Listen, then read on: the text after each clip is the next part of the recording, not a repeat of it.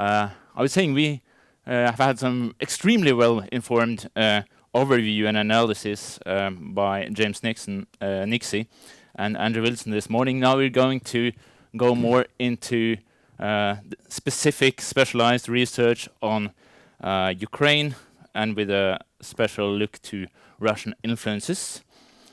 We have 3 speakers here from this Contested Ukraine project.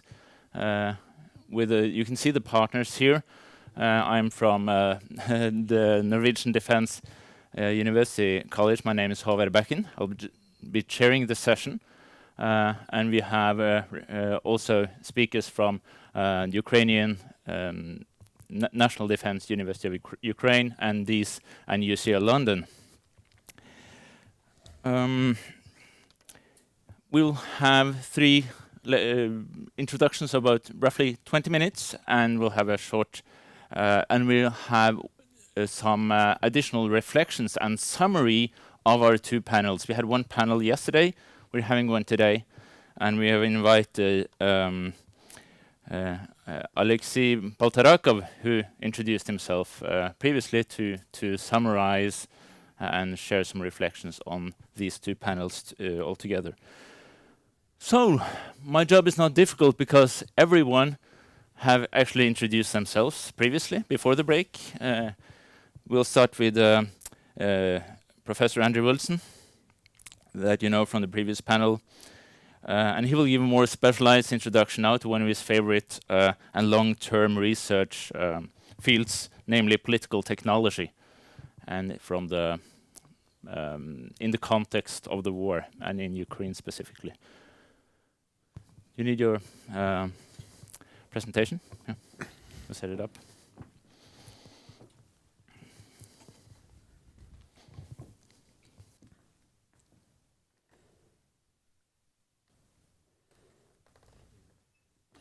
Okay, and these?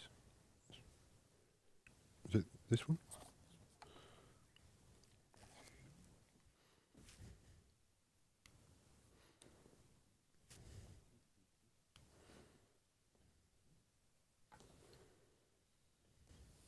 Should just operate the slides. Yeah. Okay, all right. Well, hello again, everybody. Contested Ukraine is an academic project. This is an academic paper. 2/3 of the research is in the book that I'll talk about in a minute. Final third is ongoing, about events since February 2022. But I'll try and put it in as non-academic way as possible. So this is the recent book called Political Technology, the Globalization of Political Manipulation. So it could have had many titles, but I decided to use this Russian phrase, political technology, which is, if this was a Russian audience, and we have a partially Ukrainian audience here, would need no explanation, but isn't a term that's widely known in the West. So first part of the title is to address what it is. The second part of the title is to show that, properly defined, you can find political technology in the West too, globalized, in many countries, more or less everywhere.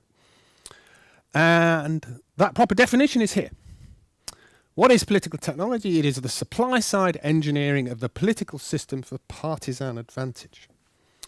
So it's a view, a kind of worldview that sees politics as manipulable by technological or engineering means. So this is much more than spin or political consulting, the kind of terms that we use in the West. And the book argues that these Western terms are pretty outdated. That spin doctors do much more than spin. They also engineer political systems. They create media. They use this kind of formidable toolkit, which is in this Russian cartoon, says political technologies,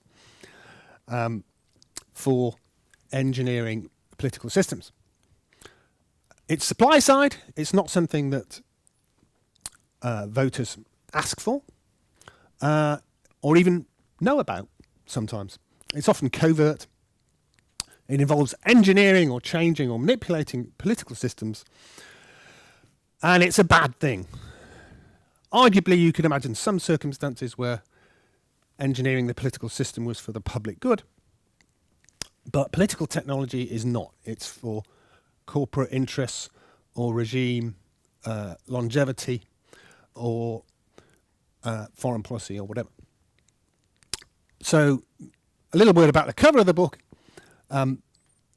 It's actually by a Ukrainian cartoonist from Hansen, the city liberated in 2022.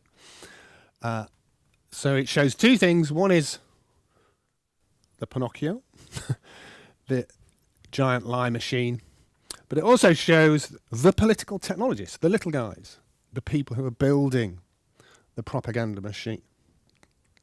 So, in Russia, and this is in origin a Russian term and a Russian practice.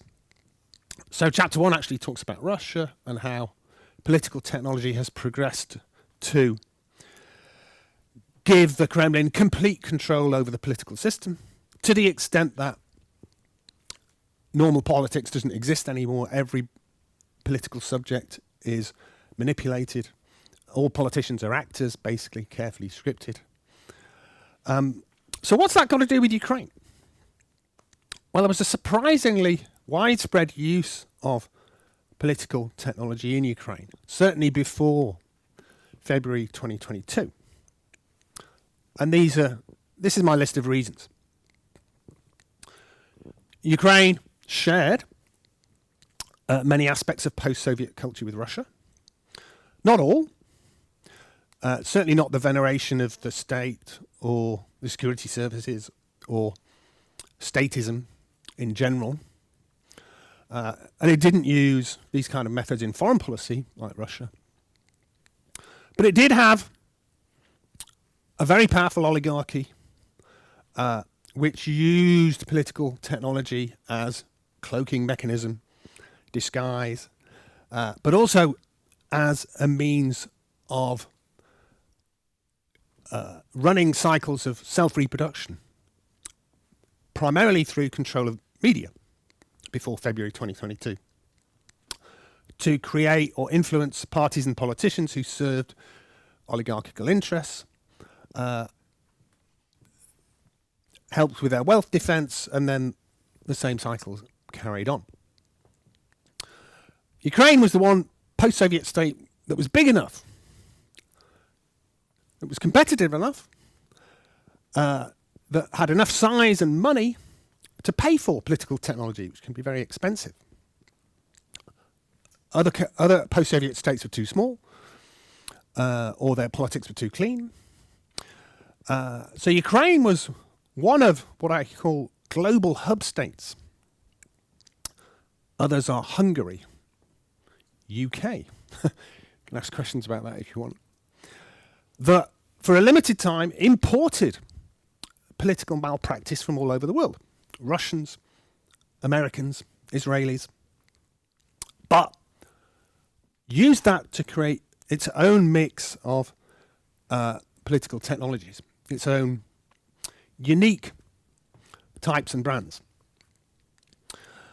And the big difference between Russia and Ukraine was that although some of these political technologies were the same, in Russia they were about creating hegemony and total control, whereas political technology was persistent in Ukraine almost for the opposite reason. The politics was highly competitive, so you used the kind of political technologies that gave you an edge in competition. Right? So it didn't create, it didn't cement authoritarianism, it didn't expand into other areas like history or foreign policy, but you did have these type of technologies. Considerable use of fraud, in the local euphemism, what's known as administrative resources, until two revolutions, the Orange Revolution, Revolution of Dignity, made that less usable. But you had a lot of small-scale vote buying, which in Ukrainian is known by this fantastic word, grechka, which means buckwheat. So handing out free goods or even cash, but in an organised way, with all sorts of strategy to make sure that the people to whom you give free goods vote in the way that you want them to. What is called man marking or woman marking. In sport, this is when you sacrifice one of your own players to closely mark an opponent to kind of neutralise their game. So in politics, that is the use of a kind of clone candidate to take votes off your rivals. Competitive trolling. Ukraine didn't have the kind of centralised trolling mechanism, the so-called Internet Research Agency under Yevgeny Prigozhin that you had in Russia. Instead, you had competitive troll armies who were named after the individual candidates that they promoted. So, so-called porokoboti, that means trolls of President Poroshenko, or Yuli-boti, trolls of Yulia Tymoshenko.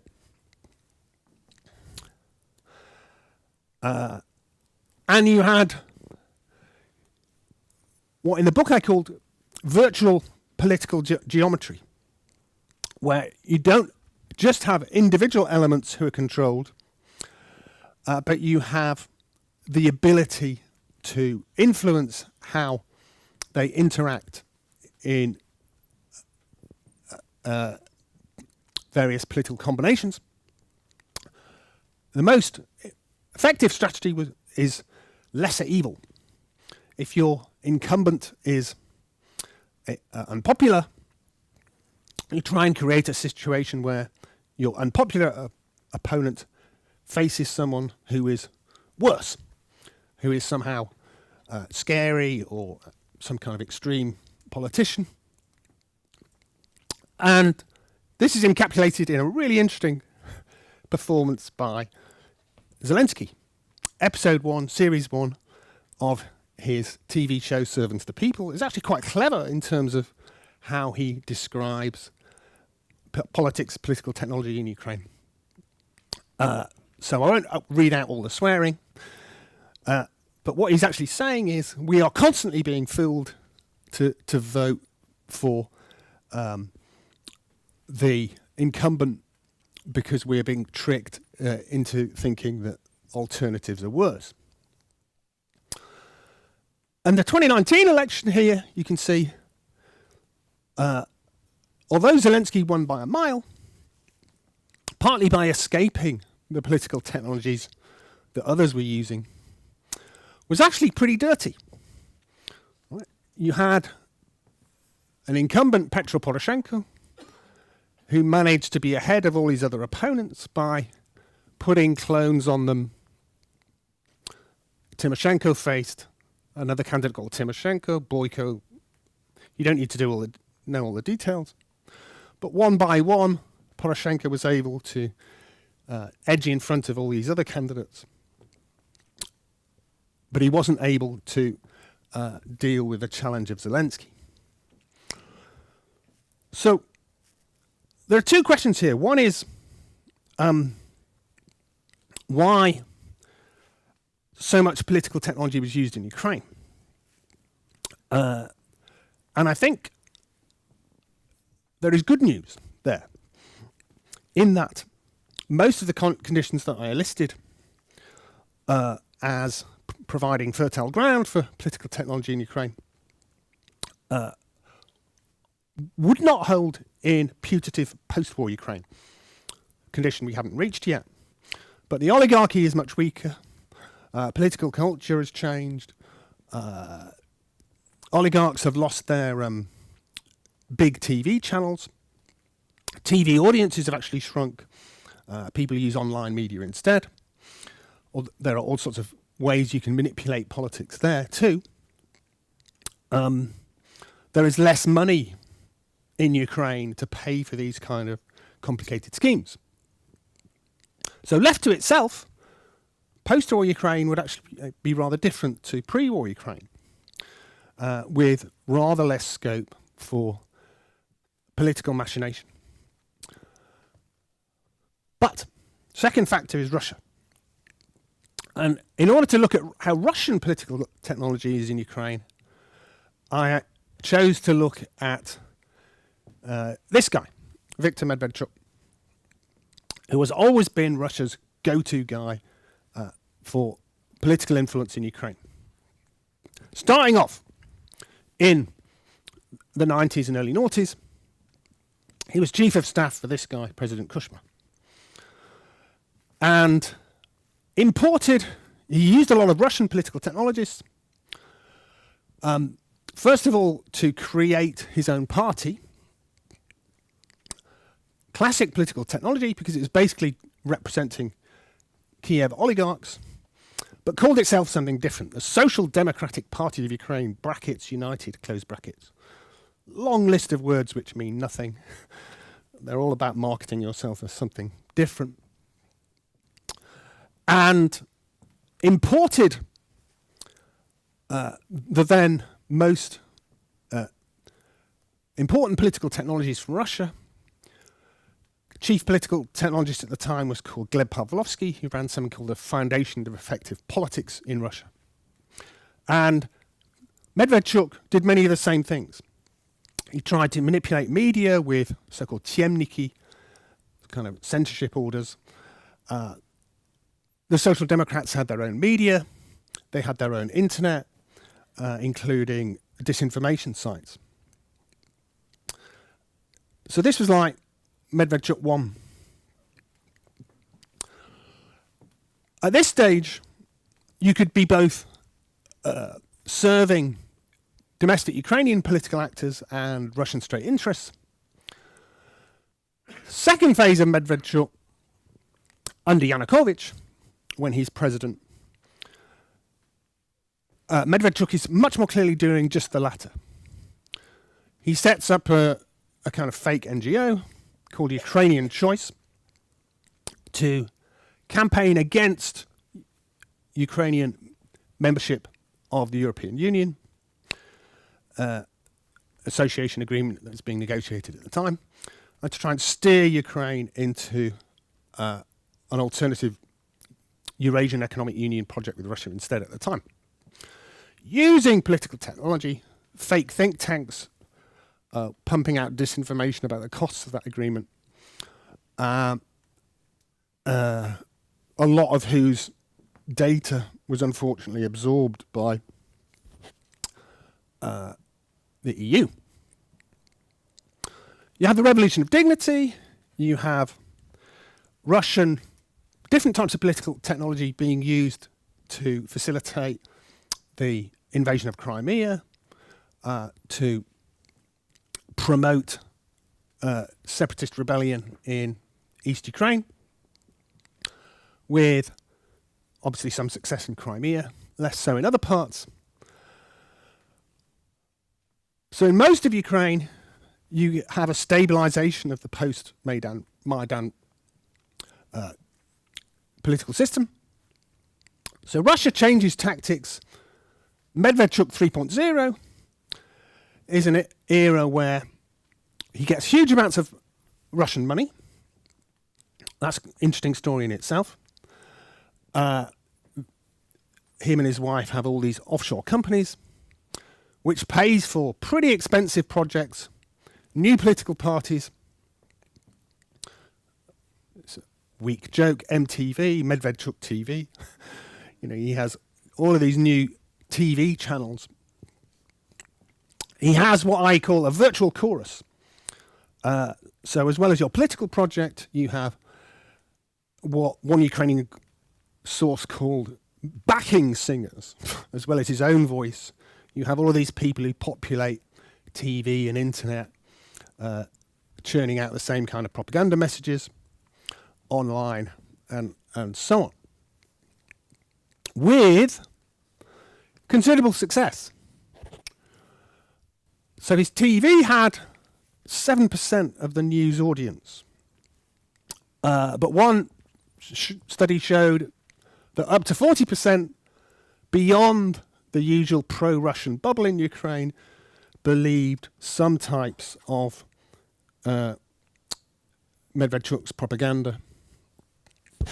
And the political parties were much more successful in 2019 than they were in 2014. Won't go into the details.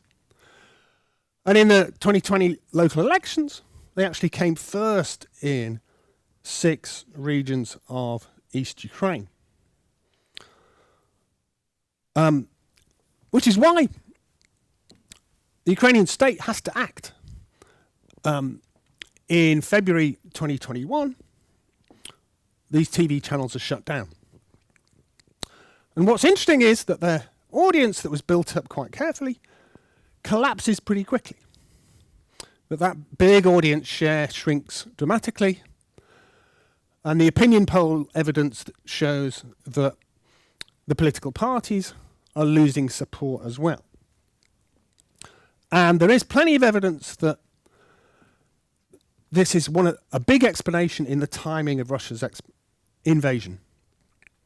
There's also a mafia logic that Putin wants to protect his guy, who's now under, whose measures are being taken against him by the Ukrainian authorities.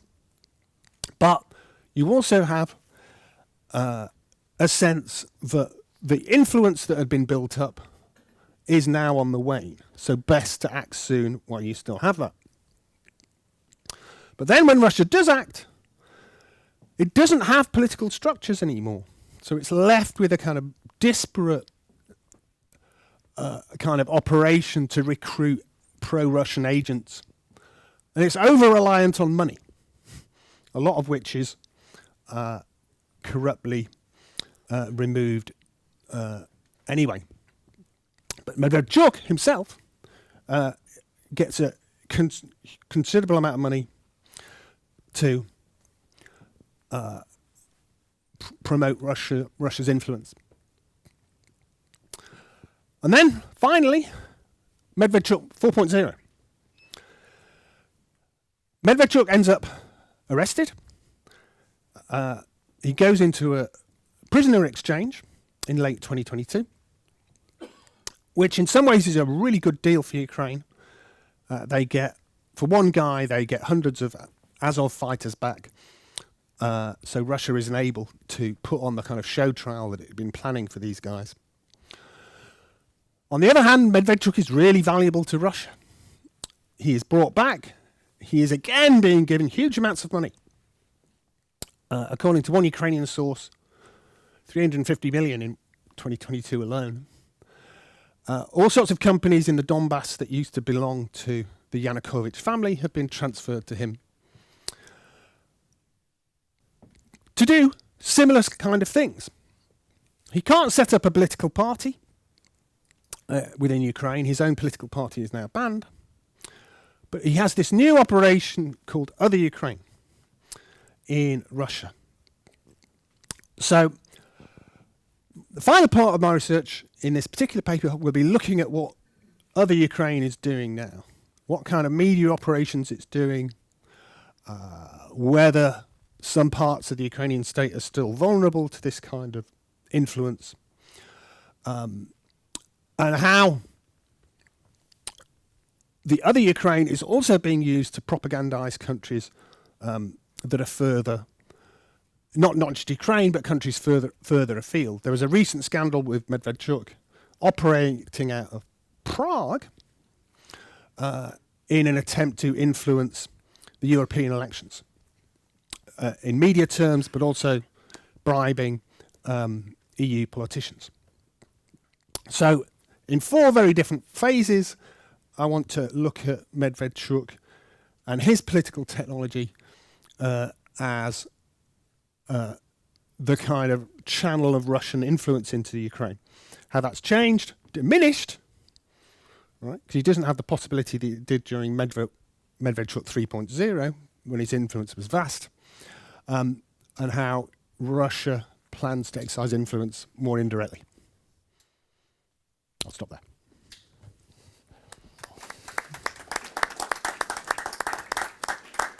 Thank you, Andrew. So just take a note with your question and save it for later.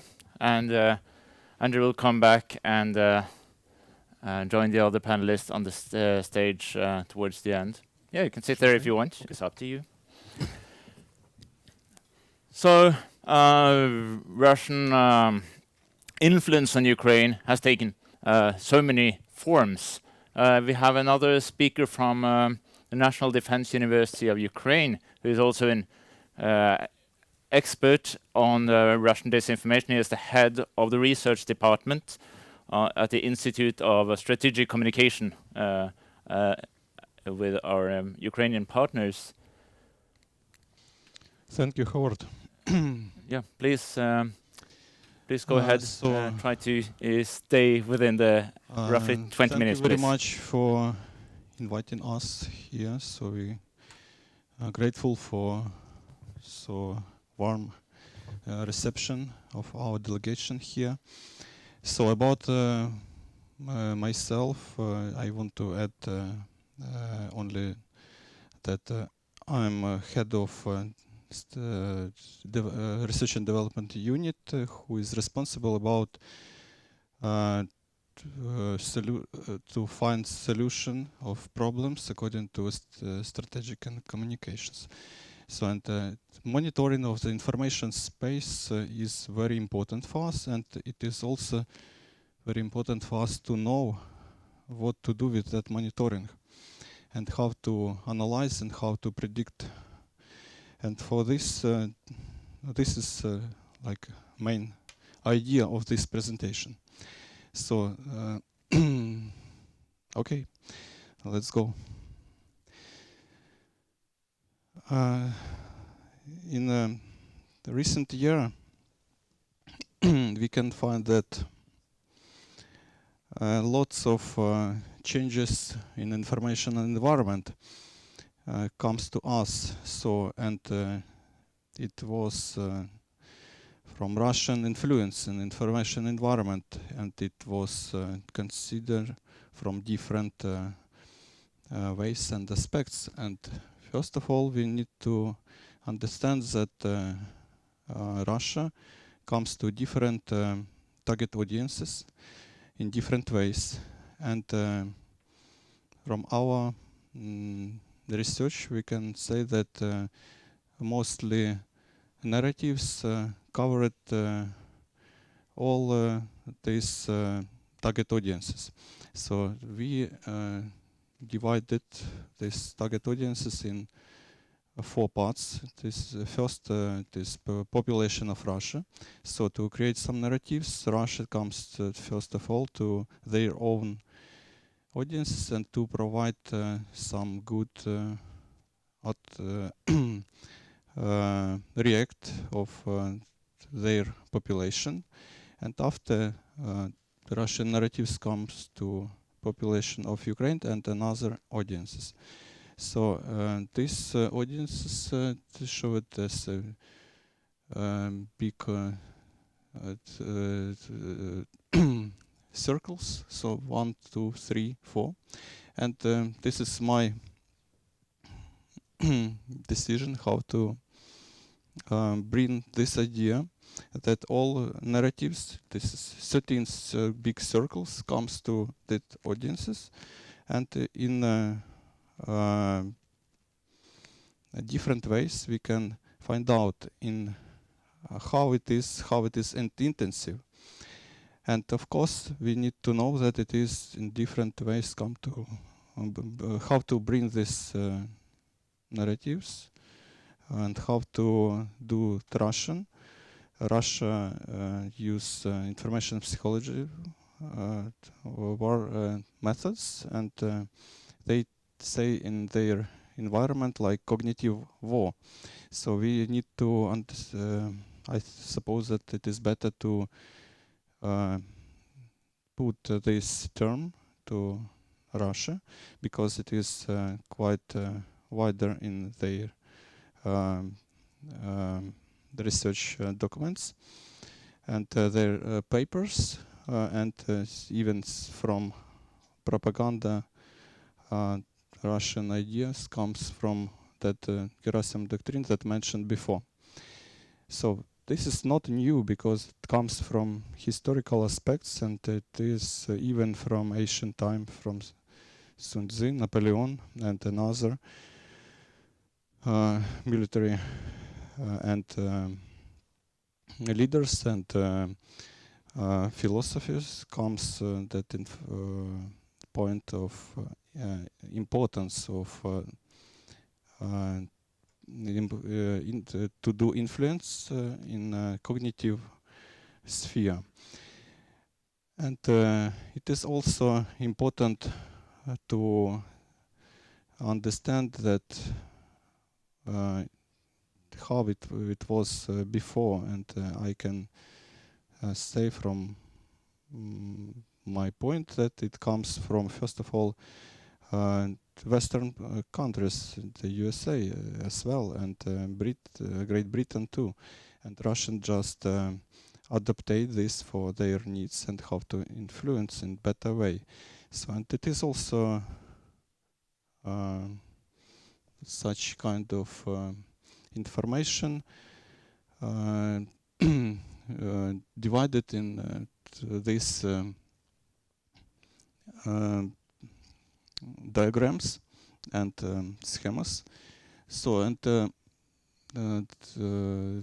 cognitive warfare from Russian source, it is mental war of Russia. It is like the art of using technology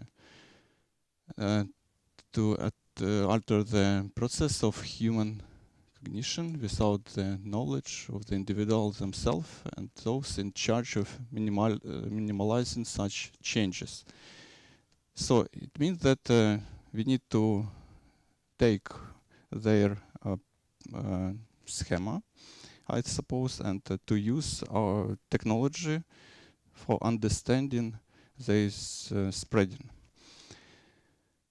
So examples of cognitive warfare according to this schema comes from strategic doctrine of Russia and that mental war of Russia. It is the most important in cyber operations, how to do this, and it is possible also to find some disinformation campaigns, and it is war on social media. If we combine all of this, we can find some new knowledge and it can help us. So this is the figure 1 showed ways of this influence. So, and first it is cognitive aspects and another spreading of disinformation. So, of course, spreading disinformation, it is like psychological aspects too. And it also comes sphere of psychological understanding and what is emotion they can create. So for this reason, in our institute, we have some unit who is responsible for providing some research about this, and it is also like how to do the sentiment analysis from plain text and how to find construction of this linguistic. So the total goal of our research comes from first of all information technology. We need to know what is the park of solutions, I mean different platforms which can help us to find out as fast as possible some changes and to find out about some artificial changes. And this is different sources and which is the most popular for all of this software that is popular in Ukraine now. And for our research, we used yellow one, it is attack index, and MATLAB, just to create some curves.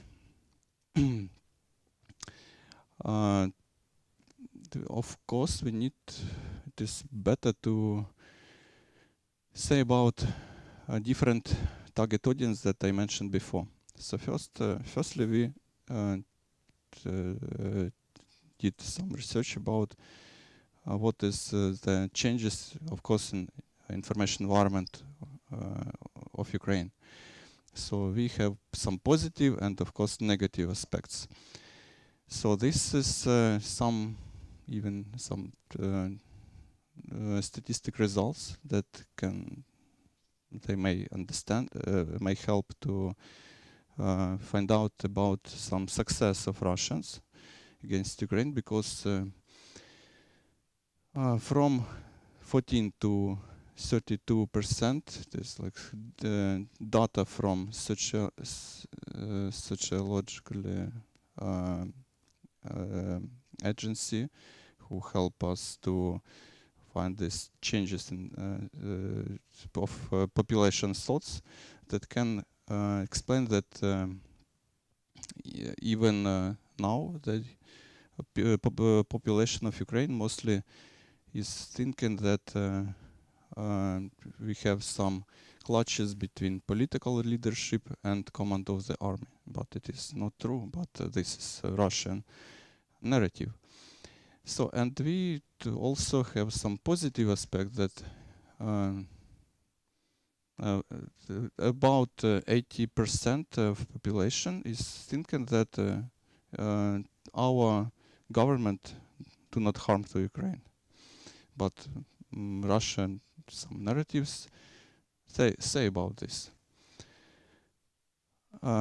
Nowadays we have a lot of different mechanized that Russian Federation uses for spreading that narratives through disinformation, some methods of information and psychological operations. And of course, the most interesting is information laundromat, and it is like to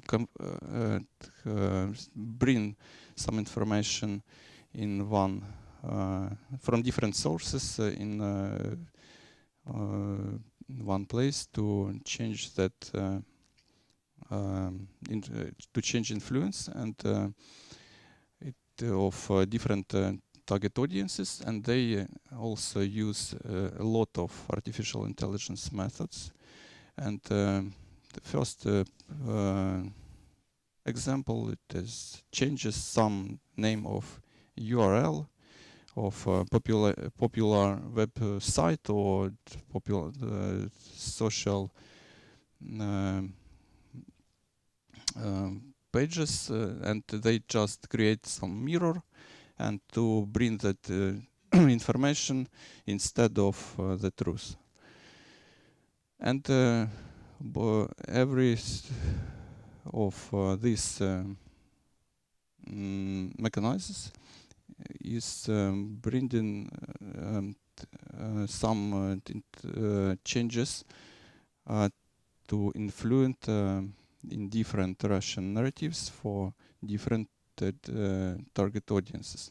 Some of them is more popular for European countries, some of them it is for countries who provide neutral position about Ukraine, and of course it is also some Ukrainian. So our group of analyticals with different military and civilian institutions combined 13 narratives, and this is not some rate, this is just group of narratives that changes during full-scale invasion. So first it is about that mentioned before during our conferences about that Ukrainian government is a Nazi regime. With this narrative, Russia comes to Ukraine to occupy territory even from 2014. So you can read this, and I want to emphasize that there are 13 narratives. So, and my deep research consider the 11th one, it is nuclear blackmail, and I also have some analytical researches about all of this, but I want to emphasize about only one because it is the same model how to use this for better understanding of trends and changes. So we took nuclear blackmail and explore these narratives in information environment of Russia. So, and we can say that this is some details at the left side of this slide. And so it is a ratio of sources covering the topic nuclear narratives blackmails comes from with some frequency, several times a month. So it means it is some people comes to their job to put this according to some plan, and even this published material about this narrative comes about this uniqueness and about some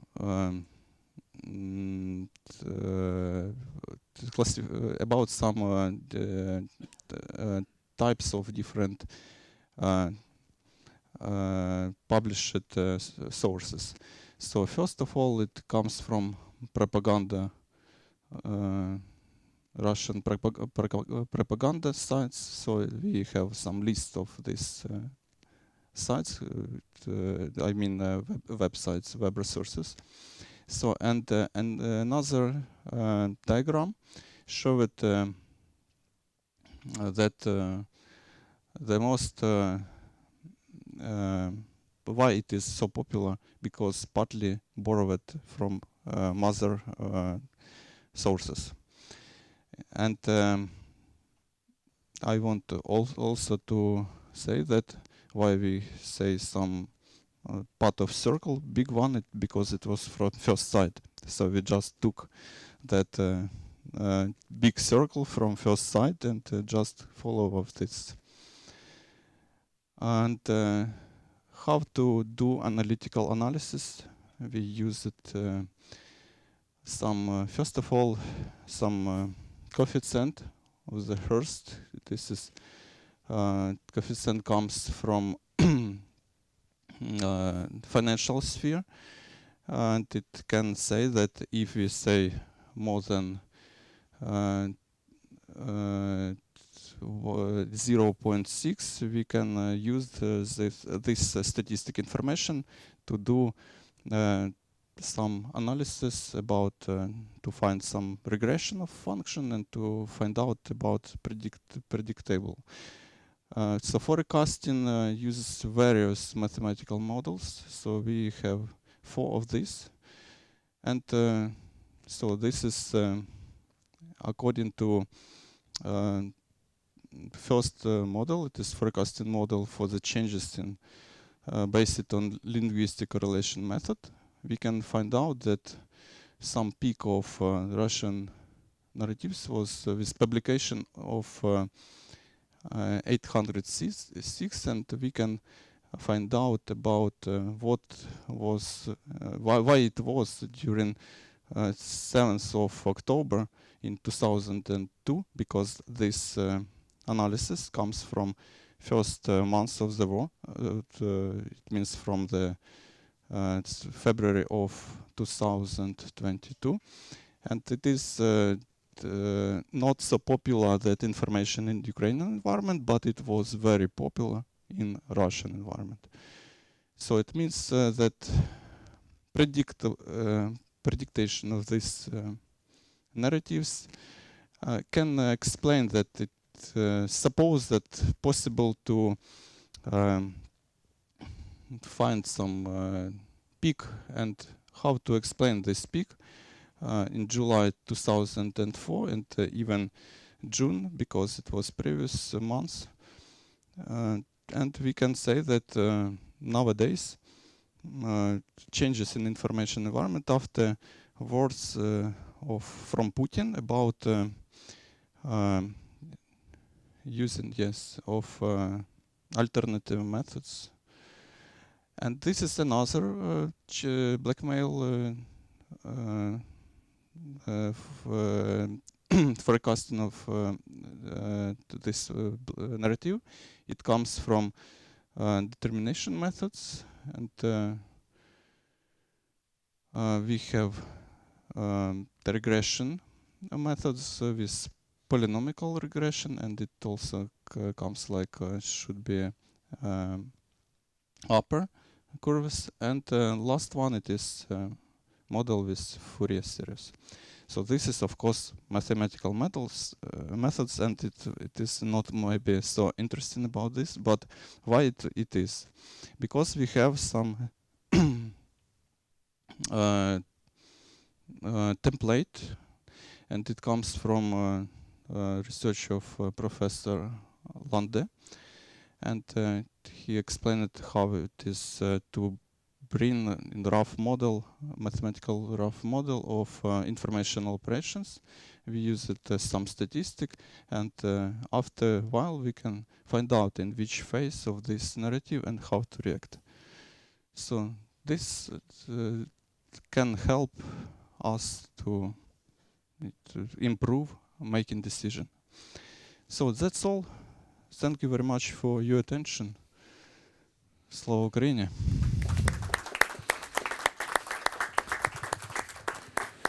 Thank you so much, Vitalii. A very fascinating topic. You may sit here or in the audience as you please. We will have a short break anyway, so whether you want to sit there or not is up to you. The third speaker will be a colleague of mine. It's Tom Røseth. He is associate professor and also the head of the Ukraine research program at the Norwegian Defence University College. And he is also esteemed expert on intelligence, and he will combine these insights in his presentation today. Please, Tom. Thank you, Håvard. And thank you for organizing this event, both to Håvard and Flemming. So, warning. How to warn. How to warn correctly. That's a very difficult. But that's the main task of the intelligence services, is to be able to warn and to reduce risk, to reduce uncertainty for the decision makers, be they military or civilian. So, how did Ukraine perform in warning, and how did the decision maker respond, the military and the politicians? And this is a study together with a colleague, Tobias Sæther. He's not here, and it's not fully done, and it's been mainly based on open sources, also with the good discussions with Ukrainian partners. And it's also a bit sensitive, isn't it? It's maybe it's too early to do a proper research study of this at the current moment, but there's a lot of information out there, and especially on 2014 and on 2022, there's a lot of information on the intelligence warning from the US and from for example, the UK. But not so much on Ukraine. So within Ukraine. Nonetheless, I mean, this is a study of, put it simply, between you could say it's more or less a failure or a unsuccessful warning in 2014, whilst it is a success in 2022, and it displays the hard road that Ukraine has traveled in this period, how much it has strengthened itself, and what it's a significant difference. And what is it's sort of the main factor here for the difference is, and that's something that intelligence theory on warning doesn't really cover, because it's Western based and it's based on systems, bureaucracies working perfectly. And so what the Western theoretical and concepts on warning doesn't cover is the political crisis that Ukraine was in 2014. It is really a main explanatory factor. So being in a crisis is really can make a huge difference on how intelligence services perform and how one responds. So what we sort of set the stage with first is sort of the concepts on intelligence on this, and it's just basic principles. The intelligence should be timely. I mean, it doesn't. If it comes too late, it's too late. You can't act on it. It has to be timely, and it should counter surprise. It should have an effect on reducing surprise, or if optimal, eliminating it. And it should also be communicated clearly. I mean, often intelligence is a warning could be in a huge document or a report or within a brief to the decision maker, but you are not clear on the warning. Maybe it's not shouted out clearly and good enough. Thus, the decision maker is not convinced or not that sure of what your main message is. That could be a failure or a, so and often on convincing decision maker, that's not always within the possibility of an intelligence service, or because you convey it clearly. How can you really convince the decision maker? But some theorists on intelligence wants to include it, so I included it. But it's really a big question mark on that. Tactical warning and strategic warning are the general sort of concepts on warning.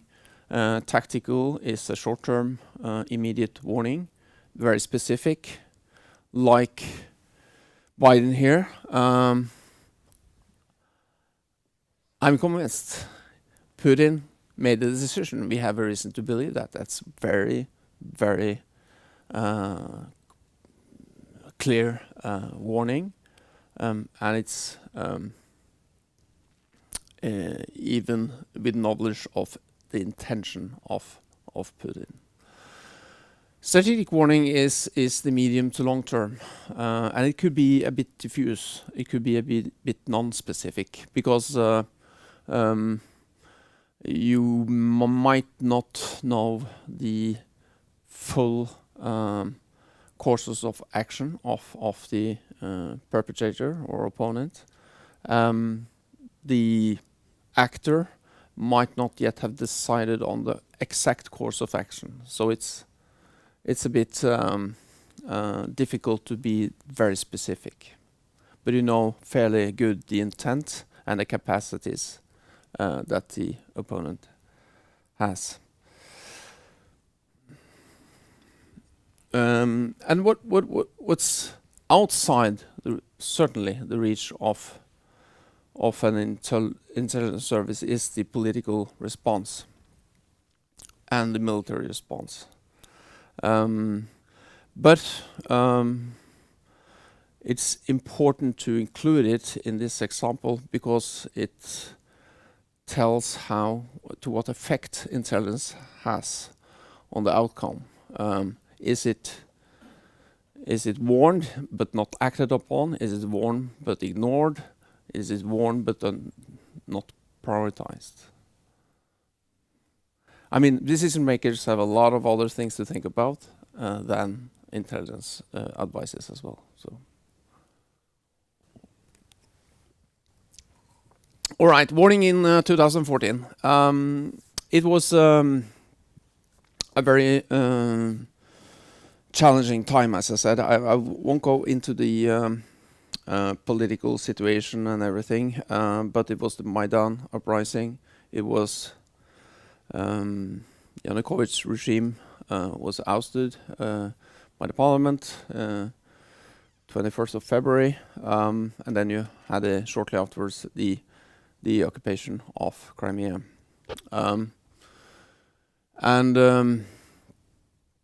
Russia did this in a very deceiving way. It was an exercise. It was the Olympics. It argued it needed extra security in the area. It was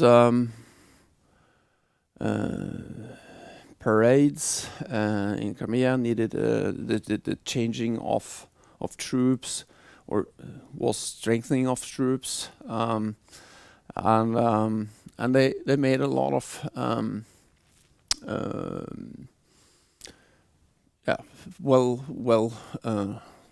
hidden steps to prepare for the occupation and the invasion of Crimea and later on the Donbass area. And there was tactical warning, actually. It was naval officers that registered and picked out Russian preparations.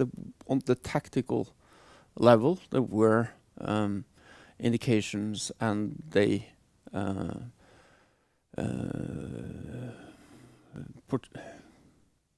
conveyed this, but it was not acted upon upwards in the system, and it didn't really make a.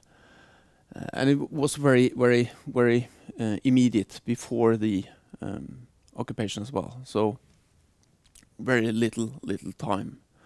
There were no strategic warning in 2014.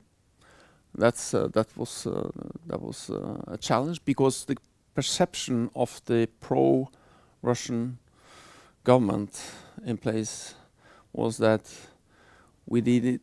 one needed not to observe possible threats from the east.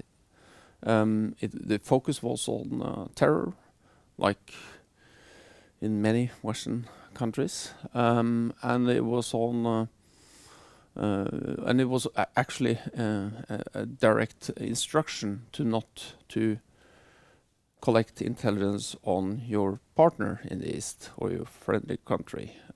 That was Russia. Apparently not. So it was a political steered limitations for the intelligence services as well. And then the response was not there to a large degree. It was military capabilities in the area. They were hindered.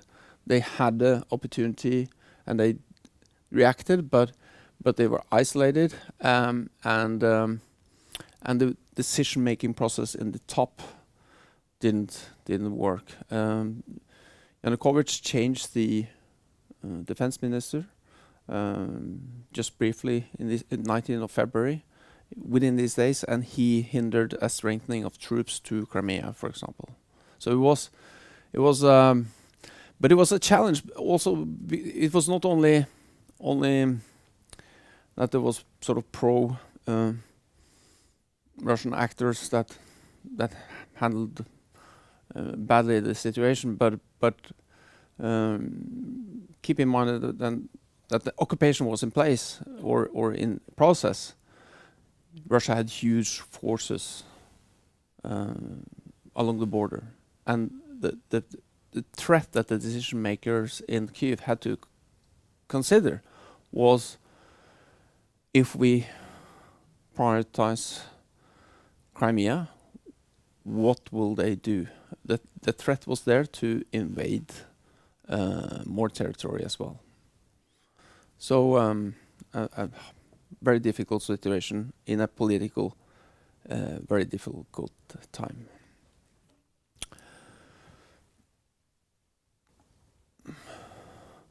So on 2022, there was warning over time on the Russian threat. I mean, there was a threat in April, for example, in 2021. There was an exercise, the Zapad exercise, and the Russian troops were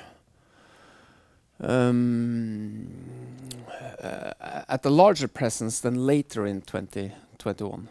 And talking to Ukrainians, they felt that period was very, very challenging, and the threats were large at that time. But then they didn't invade in April. They lowered their presence a bit along the border. I borrowed this from the defense staff, but it's the red columns here are the enhanced Russian military presence, and it fluctuated a bit. So in October, when it was a warning internationally on the invasion from the US and UK services, actually the presence was a bit lower than in April.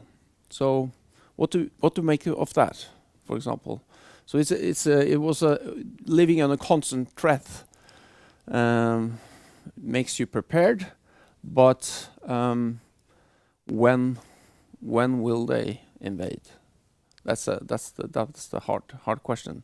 And it was allied or partner information was absolutely helpful, but as Zelensky said, it was a bit naked. That is that it was not fully underpinned by solid information.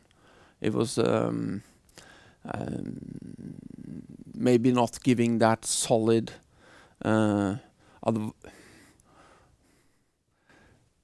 what to do when you're president and you get information that are a warning, but it's the consequences of acting is so huge, and it could also alter the Russian response or alter the Russian invasion plans. So what to do?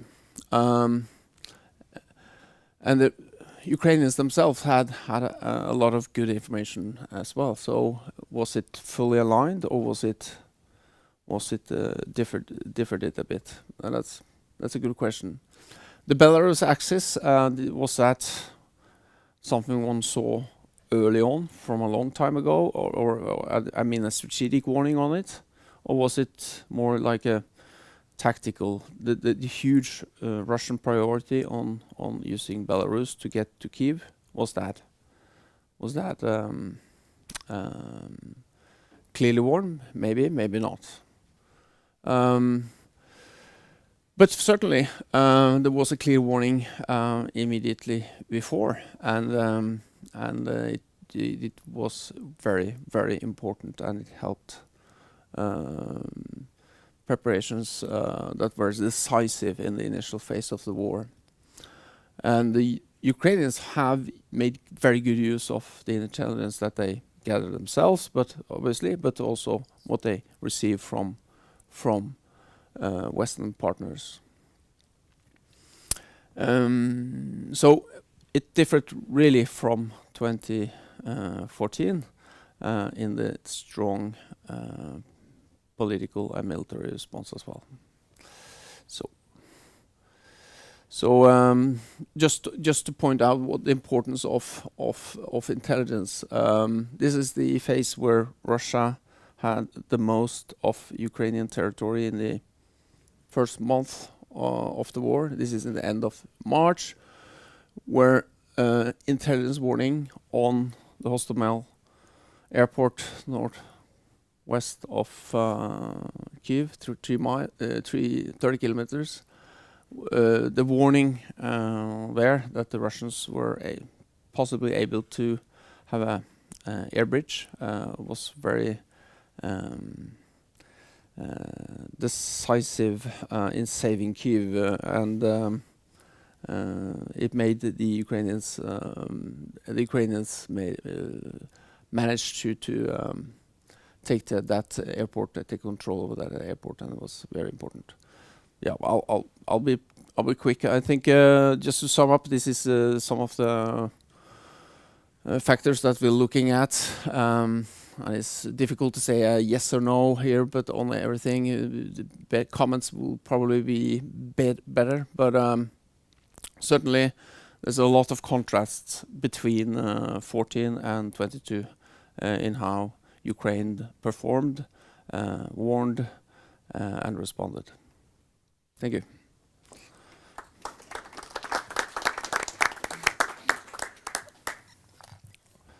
Thank you so much, Tom, for a highly interesting introduction. You can also sit here. You will not block the screen because I think the final speaker will not use a presentation.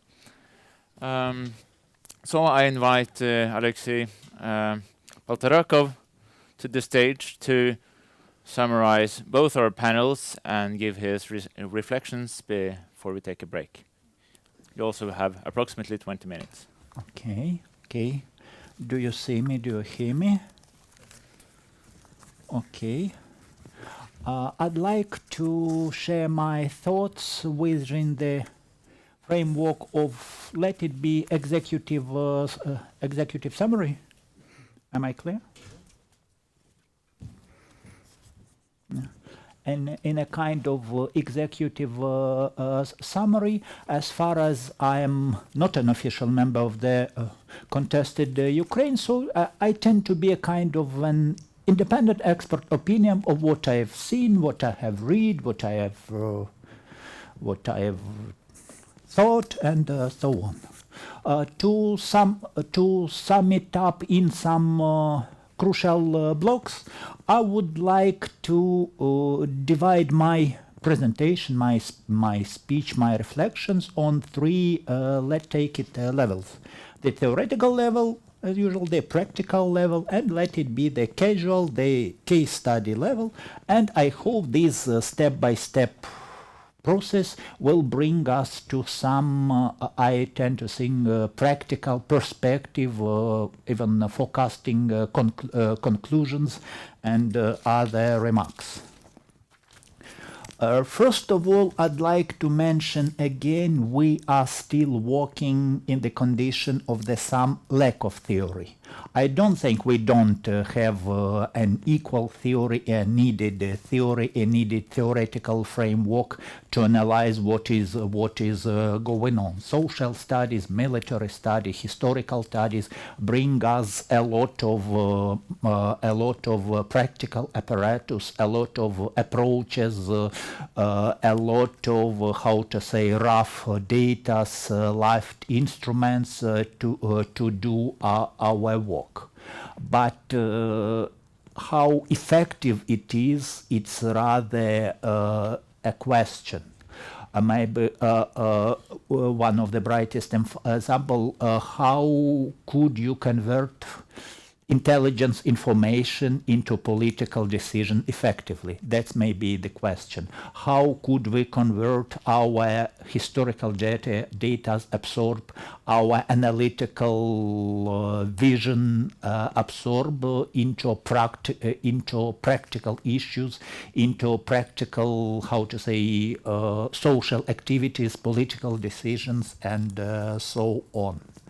As far as I see it, maybe now it brings us to maybe in some kind of philosophical matter. We still need a kind of maybe the philosophical meta theory, the theory of the process.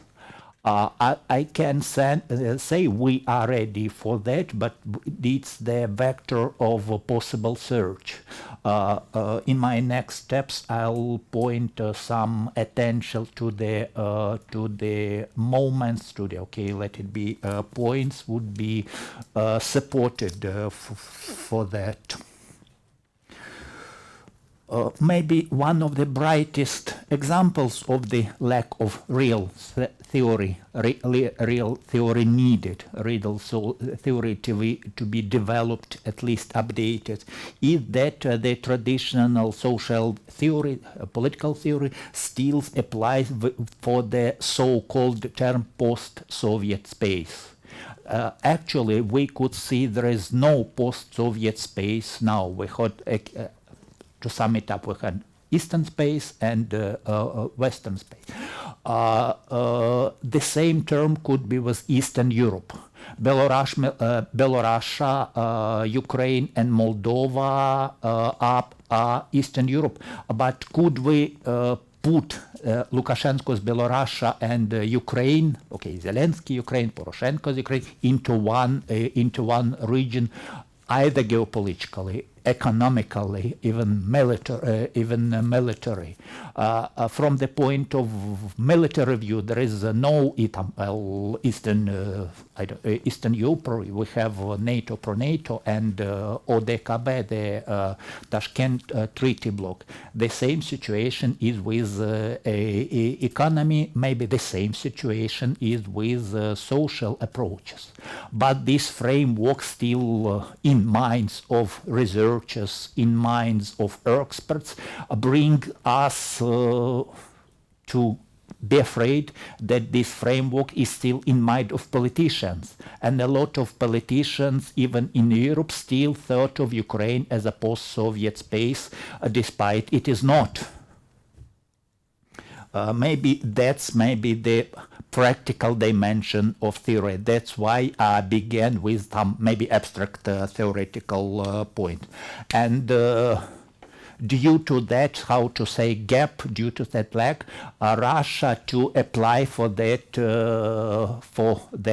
gap, for this, let's name it, misinterpretation, quite effectively. Its narrative still pose, and Vitalii, the results shows is the brightest way possible, that it still applies about Ukraine to be of special interest. Russia is rebuilding USSR number 2, and so on and so far. Just for instance, my article to be just published in our Ukrainian Journal of Geography is devoted for this issue. How the vision of Europe, Eastern Europe, Western Europe, Northern Europe, sometimes Southern Europe, is applied in theory, from the theoretical point of view, applied to practical political decision.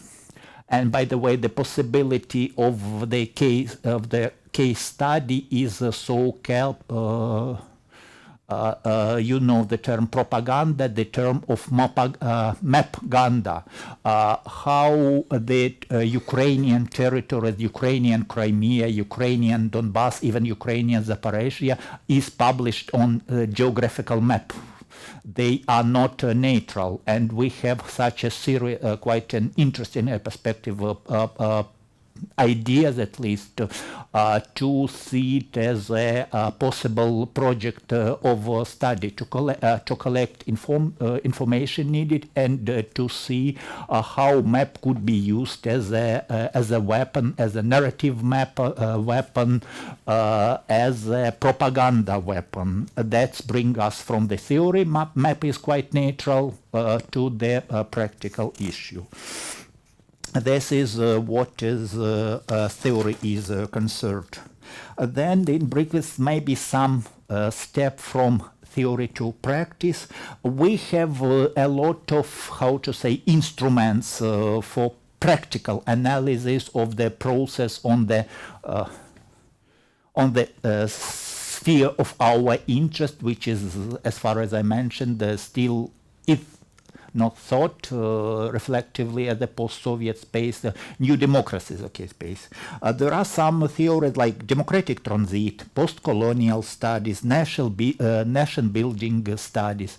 These could be effectively applied to the process in Ukraine, but I have absolutely serious doubts whether these, how to say, apparatus, these social data to be applied for Russia.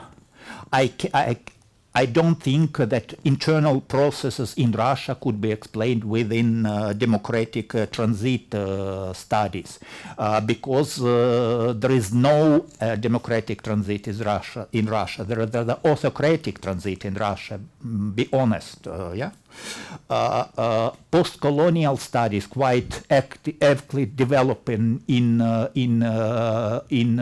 Ukraine. Maybe the brightest example of this post-colonial study that we are proud to wear Vyshyvanka, not as a kind of exotic, but a kind of our, let's name it, unofficial uniform. It's maybe the brightest example of our post-colonial identity and so on. While as far as my British colleague said, Russia is having its colonial war. Yeah, see Ukraine as a colony and Ukrainian as barbarians. Should I mention that Putin's idea that Ukrainians were invaded by Austro-Hungarian general staff, then Ukraine was invented by Lenin, how to deal at once, it's not a problem, just an illustration. Maybe it's a kind of political schizophrenia when you combine all of this. But nevertheless, post-colonial studies could not be applied for the sphere of Russia and Russian temporary occupied territories of Russia. And the same situation is with nation building studies. Okay, nation building studies could be effectively applied to Ukraine, to Moldova, maybe to Georgia, and so on, but not to Russia. Let's take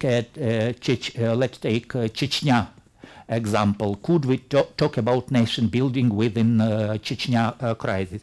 I think we are not. That brings us, that's my illustration of the gap, lack of theory is gap, bring us to the gaps in practice. One of the variants to answer, to propose, when you criticize something, you need to propose something, otherwise it was just simple critics. One of the proposed ideas, just an idea to discuss, to be polished, to be criticized as well, could be the idea of geostrategy of revenge. The idea based on that Russia has de facto it lost the Cold War. It can't be agreed with that. We are proud. We have won the Second World War and so on, and is interested to revenge it in new conditions with new weapons. Imagine Cold War was done before the information society was uprising. Now the new Cold War, as they see it, they try to win it using information society instruments, narratives,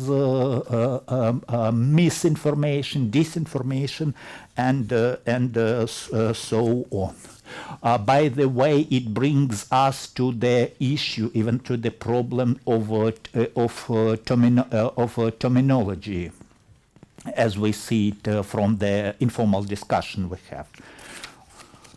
Well, the next really practical part is, as I see it from the studies of my colleagues from social sciences in Ukraine, now there is, how to say, it is quite impossible to operate quantitative research at the terms of war. You can't absorb social data, but they are at least not representative, because the people's movement, the pressure of political influence, the pressure of misinformation and disinformation and so on, and de facto they are not valid. But it doesn't mean you don't need to organize public polls, ask for public opinions, and so on. You are to collect, rough data for further deeper analysis. So our task is to collect, to structurize data, facts, basic figures, and so on. Moreover, the apparatus of big data is quite highly developed and could be quite effectively approached, involved into further studies, like the study of my colleague Vitalii Fedoriienko had showed quite a perspective, quite a perspective vector, quite a perspective approach, quite a perspective study.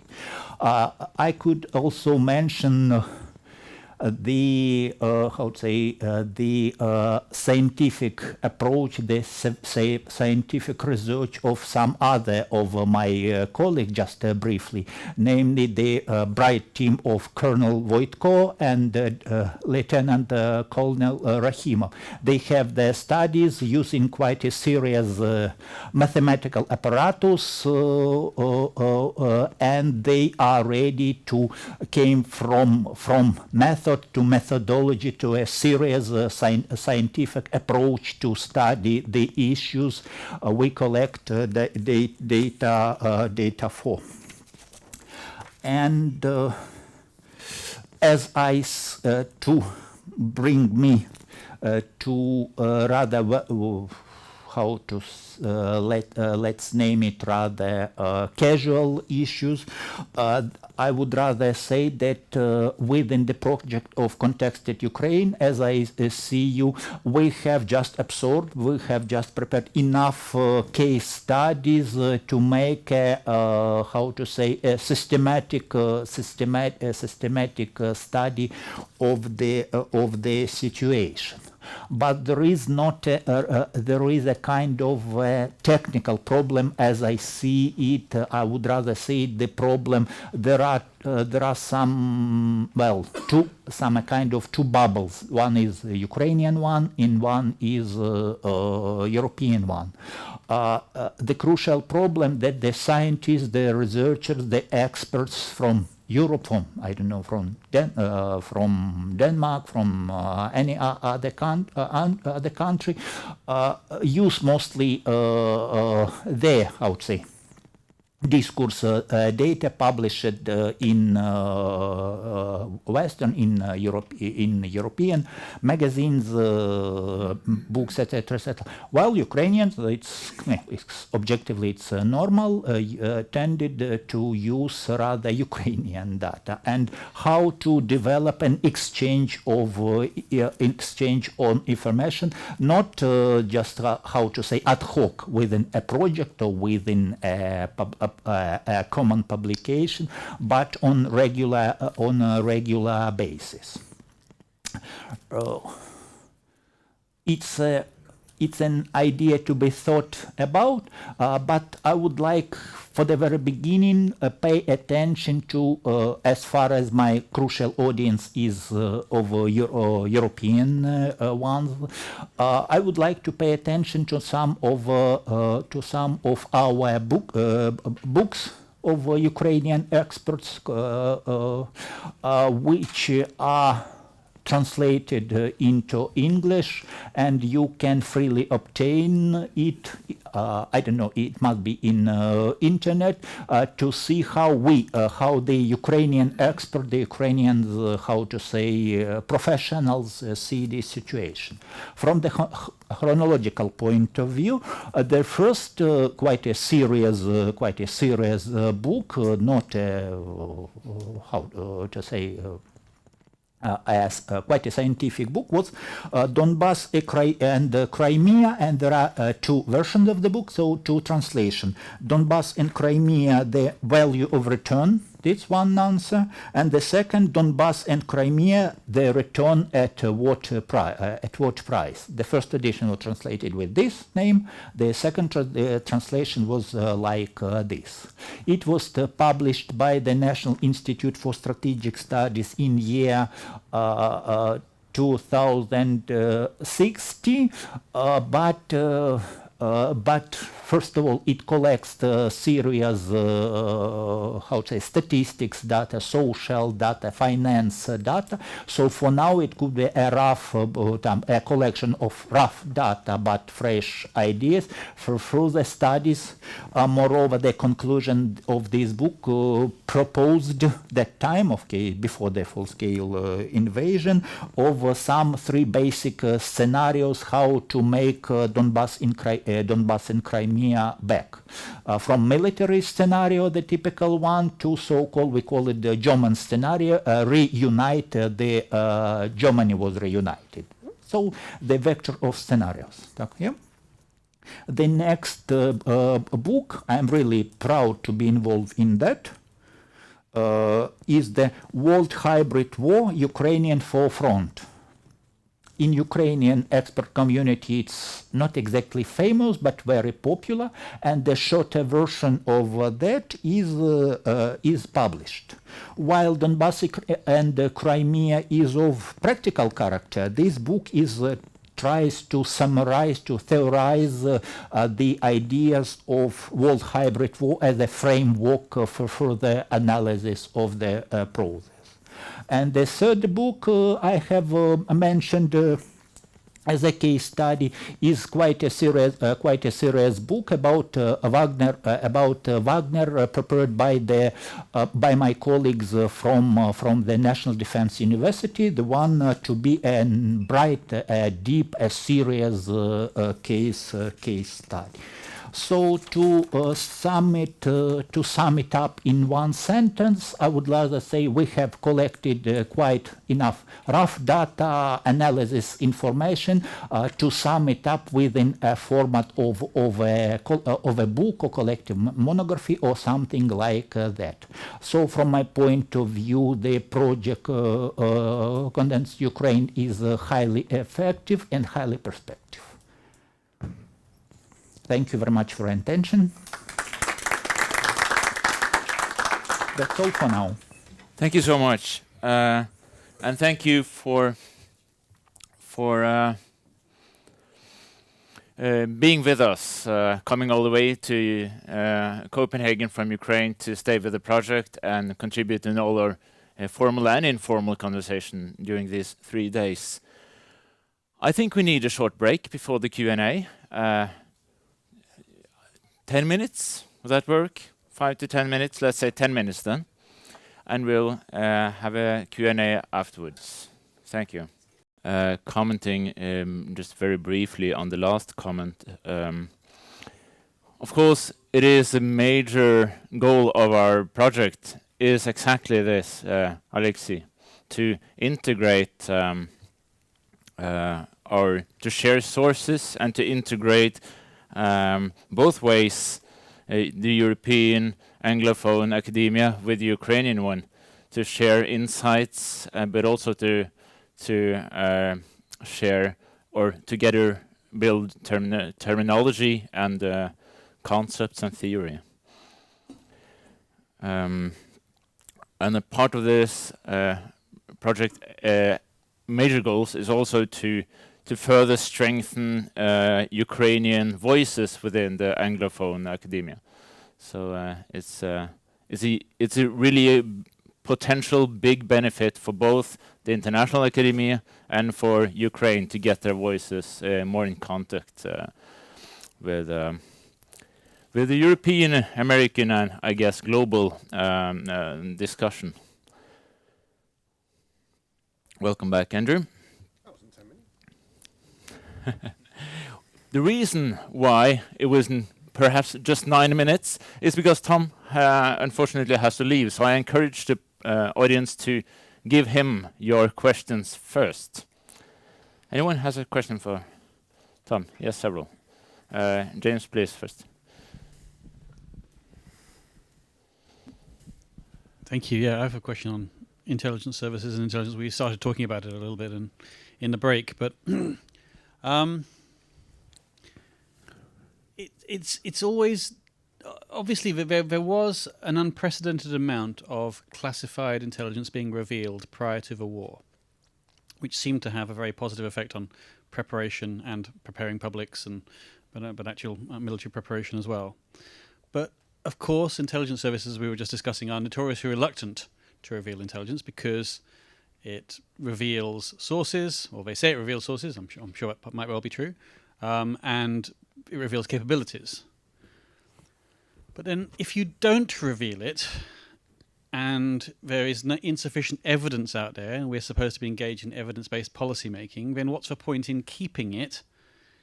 You know, what does one do with it? I mean, it's sort of useless if one has the information, but the intelligence information, but doesn't do anything with it.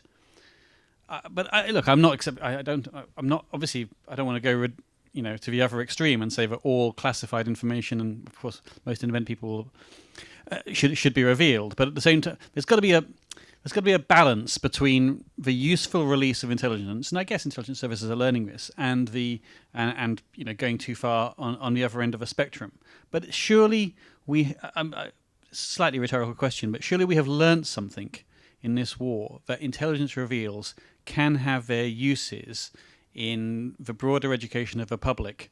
And yet at the same time, I also feel that we've gone back on it slightly, and since the early days of the war, or pre-war in fact, that they've closed up again. And I'm not close enough to really know whether it's a good or a bad thing. Of course, most independent analysts think it's a bad thing because they want access to information. But I just where do you stand on that? Because it's quite a it's a great topic for research. Good reflections, James. I think yes, this war has been a bit different in the sheer size of the sharing of secret intelligence with the aim of informing the public, informing the warning, and we saw that had an effect, but not everybody was convinced, unfortunately. But it strengthened the reputation of intelligence again post Iraq. It had an effect on the war.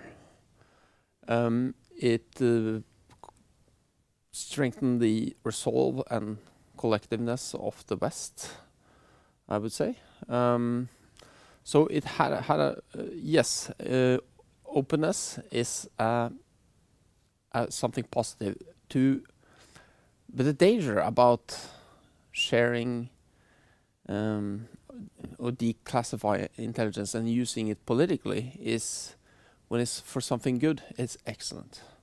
But if you remember the Iraqi war, it was selected intelligence, to say it like that. One source was used politically to defend the second Iraqi war. So if you have the wrong decision maker, the wrong politician it could be used in a negative way. But in this war, we have seen it in a very positive way, informing the public, making the room for Russian narratives, for Russian disinformation less.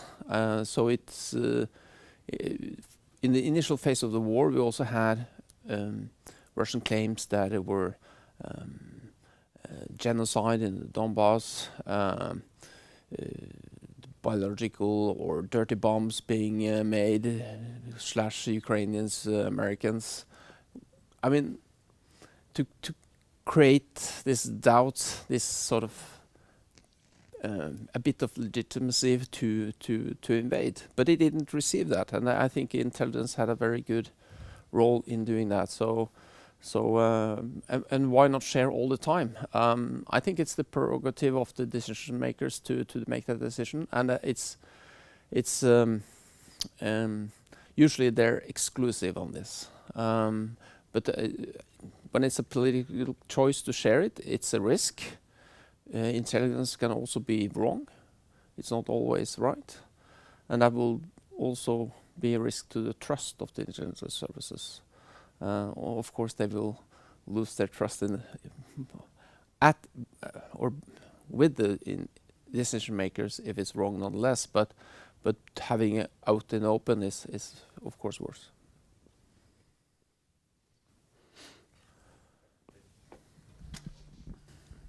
Thank you. I'll be very brief because it follows along the same line. An unprecedented amount of intelligence was declassified just prior to the full-scale invasion. Now, you had the quote from US President Biden, who says that we have reason to believe, I'm convinced, and so on. What is it about this intelligence? We don't know what was handed to the Ukrainians behind closed doors, but what is it that could make this raw intelligence or naked intelligence, as Zelensky said? To me, it seems fairly clear. So how do you assess the decision making just prior to the war? Because I think what Biden said was quite clear to most of us. Good question, and it's difficult to know for sure. But the warning was there. It was clear. But let's say you have national intelligence that contradict it. I mean, in theory, or assess. The assessment is pretty much the same, but maybe the timing is different. Or so, what do you trust? Do you trust your national intelligence, or do you trust international intelligence that is not fully substantiated with details? How much should we trust this? I mean, it was clear. I agree. So it could be that domestic intelligence had a say in it. Usually, one trusts one's own services more than partner services, although this case was special.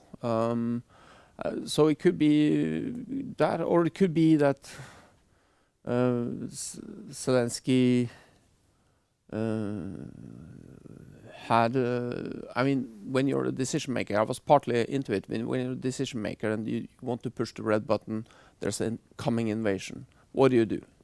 What are the consequences to make it public? Russia will invade in 3 days, 4 days, 5 days. I mean, think of all the consequences that will lead to. I don't. If he was sure, I don't know if it was, but to put that out in the open, that would be maybe cause panic, hysteria. It's like knowing whether a meteor will hit you or not. You know, will you warn it, or will you just let it play out? So hard, impossible choices for a leader at that time. I don't know what really happened. I think we have another question here. Just very briefly, as a comment, the U.S. use of intelligence up to the invasion was really brilliant, because what they didn't say was that we have this intelligence, that this, that, and the other. They said, if you look in that forest, you will see a Russian battalion group. If you look at that forest, you'll see a Russian battalion group, so on and so forth. So, looking at the world through satellites is looking like the world through a straw. The trick is to know which forest to look in. And what they did was that they allowed neutrals to buy their own satellite images and check that the information was actually correct. So it was a brilliant use, and what you were describing, sir, was a classical dilemma of all intelligence: use it or lose it. Look at the Zimmerman telegram. Was there It was a comment. So I will open for questions for the whole panel now, including Tom, of course. So please, if you have thought of something today. Yes, we have a question here. In that case, I have a question for you, sir, and that is based on your work. And speaking of intelligence, has you been able to make any predictive intelligence about upcoming Russian either information or other operations based on analysis? Thank you for your question.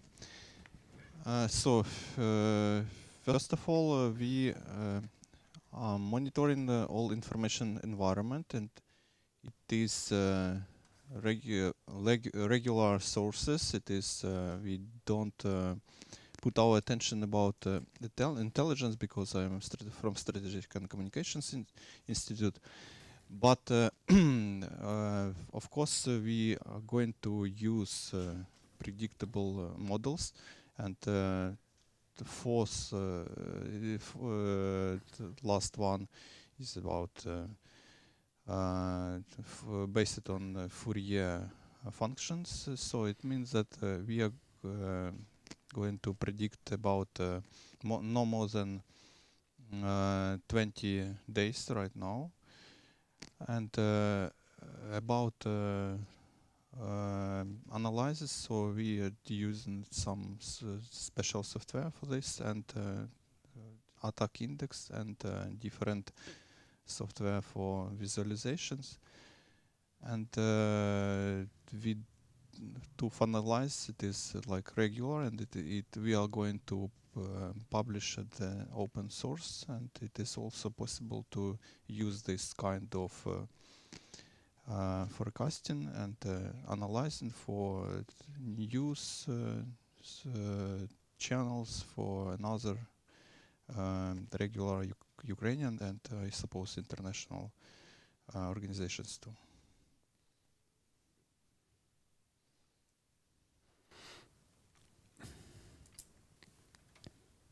Such a learned audience, I'm sure we have the questions even if it's been a few hours here today. Meanwhile, I'll ask one myself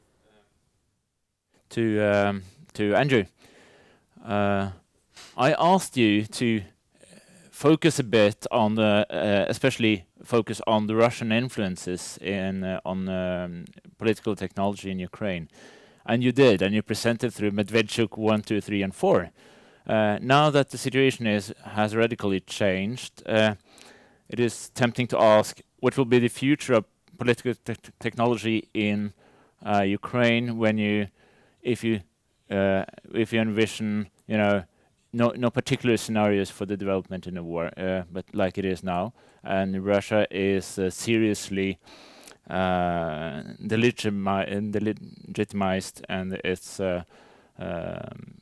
and the Ukrainian, both states and the population, will be more skeptical towards all these different aspects of influence. How will this look? How does it look right now, and how will it be in the near future?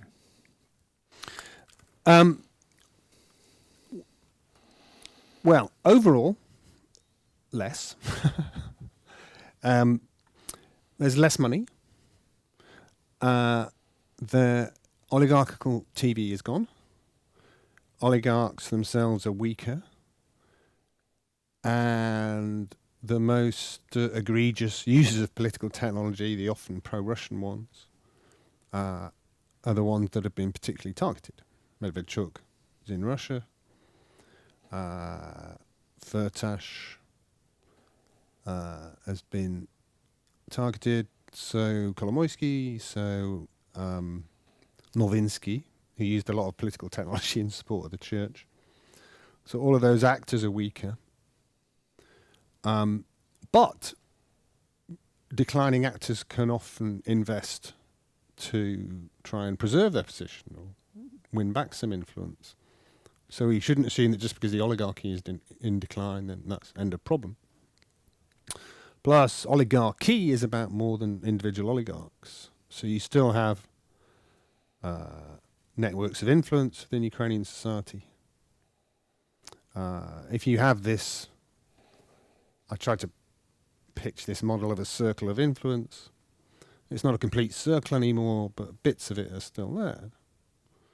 So you still have, links between certain interest groups and certain people in the presidential administration or whatever that could be used to do certain things. In fact, the presidential administration itself may be much more of an actor in using some types of political technology, particularly online. So more politics is online at the moment. So some political technology is shifting online. You don't have politics so much without elections. So the real test will be the next elections. What kind of, particularly because the old parties that were elected in 2019 now look tired, including Servant of the People. We know that's going to be reinvented somehow. So it will be very interesting to see the kind of what new political actors emerge for the post-war election cycle. But there is a decreasing public tolerance of corruption, but also dishonesty and artifice in politics. So hopefully Ukrainian politics per se will be quite substantially cleaner than it was, I think. But in terms of Russian influence, they face big problems in that they can't work through domestic oligarchs so much because those oligarchs are weaker. They can't exploit elections because they're not happening. The old generation of parties are banned. Right? So how do you try and recreate influence? It's not like Moldova, where they keep creating one pro-Russian party after another that the authorities ban, and then they create another one. I think the kind of strategic environment in Ukraine has changed much more radically than that. There isn't a political space for a Medvedchuk 3.0 type party anymore. But you can build on these narratives of war weariness and try and get your voices to exploit that. The kind of data you were sharing, and a certain amount of anti-Western sentiment that the West has let us down or is not helping us as much as they should. You can try and exploit those kind of sentiments. But Ukraine, having had so much experience in fighting against this, actually is better aware of it and has better defense mechanisms now against it than many Western countries do. Mm-hmm. So there are some signs of optimism about post-war Ukraine, but we have to get to post-war Ukraine. Thank you. It is also a segue into a question for Vitalii about, and I think for your whole institute. We have many of you present here. How does Ukraine work to insulate its population? You talk in your presentation a lot about identifying these narratives, monitoring them, but also I'd like to know how you communicate with your home audience about Russian disinformation, or is this at all necessary now that everyone are very aware of Russian threats, but do you also educate your citizens on how to recognize specific narratives or specific platforms that some of them are still open in Ukraine? Like Telegram. Thank you, Håvard, for your question. So we divided that narrative, each narratives in different stories, and of course it is quite wider research about this. And if we find some changes of that waves of curves about growing up, I mean, so we study more details about that narratives, about is it like some consequences of some event or just artificial. And as strategic communications, this is a very complex term, and it includes public diplomacy also element. So it is this public diplomacy, it use our conclusions about this and like results of this narratives, and it can help to create at the top level national narratives, and but nowadays we are doing this research, and it is like some model, and if we say about my result, it is about only first step, but Ukraine has a lot of state web sources to collect all information about finding some disinformation, to spreading some cases about manipulation of Russians, and even in Council of National Security we have also some center, specific center, who provides everyday reports about disinformation and manipulation, and it is some rate what is it today, and weekly changes information environment too.